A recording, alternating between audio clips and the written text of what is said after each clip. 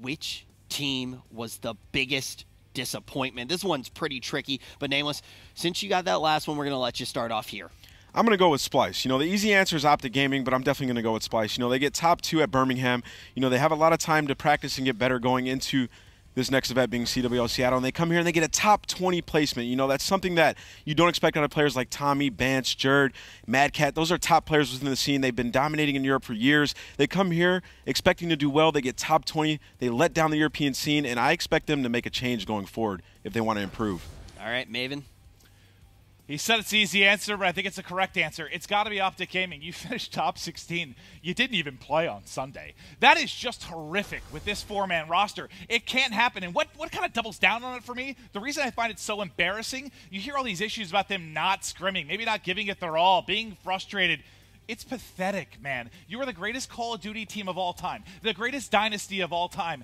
Top 16 is Yeah, Maven, I'm actually going to give you 4 points here. Nameless, you're correct in a lot of ways, but the thing is Europe's been inconsistent pretty much the entire year. I think that there wasn't as much pressure on them at all. We just watched a team that for over 3 years was together, and a dynasty may have just ended in a sweep against LG in the losers bracket on Saturday. Let that sink in. Maven, enjoy those 4 points, because I doubt you'll get any more in this. Because you're really... All right, next up, which team overperformed? And Maven, you get to kick this one off. Which team overperformed? Yeah, which team overperformed? You heard me. I mean, I guess you could talk about either sort of United or EG. And that comes simply because we talked about the fact that they had maybe kind of an easier path to get there.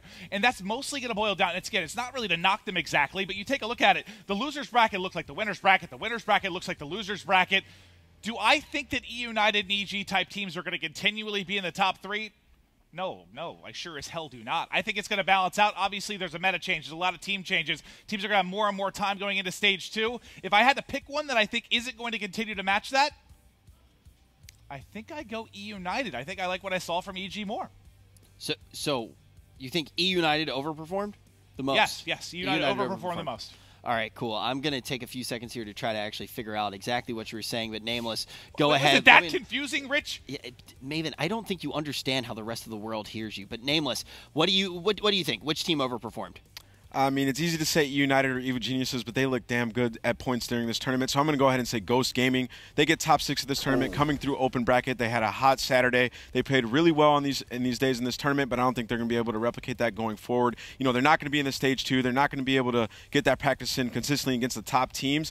And I think when we look at Anaheim, we look at the last chance qualifier and COD champs, I think Ghost Gaming sees their highest placement at this tournament. It might not even be the same team. We might not even see them perform again for all we know, to be honest, since they're not in stage 2. They got top 6 here. And they definitely overperformed. They exceeded their limits. I don't think they'll be able to do it again at all. Yeah, and Maven, Nameless is going to get all of the points there. We're going to toss 3 points your way. I've been a huge fan of a few of these guys on the roster for quite some time. I've been on the Pander Express for a while now. Also have loved watching GodderX.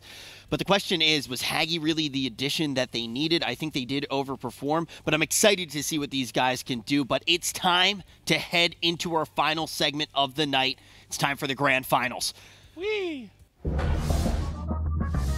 We're now looking forward to the next possible wave of roster mania with the new meta and seeing how the teams that did change perform so well at Seattle. Safe to say we're going to see some craziness go down. That being said, the first question I got to ask you players, which team needs a team change the most? And I want to know who would get dropped. Nameless, you know these guys the best. You get to go first.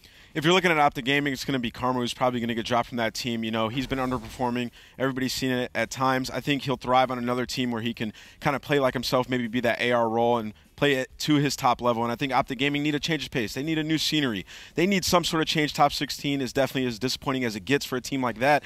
But if we're talking about some other teams, I'm going to go ahead and say Splice and Red Reserve drastically need to have a change. Maybe sort of a roster swap go down there, maybe 2 for 2, something like that. Scraps is sitting there. He's like the golden ticket in Europe, just playing so well at all these tournaments, just sitting there waiting to be picked up, waiting to be taught.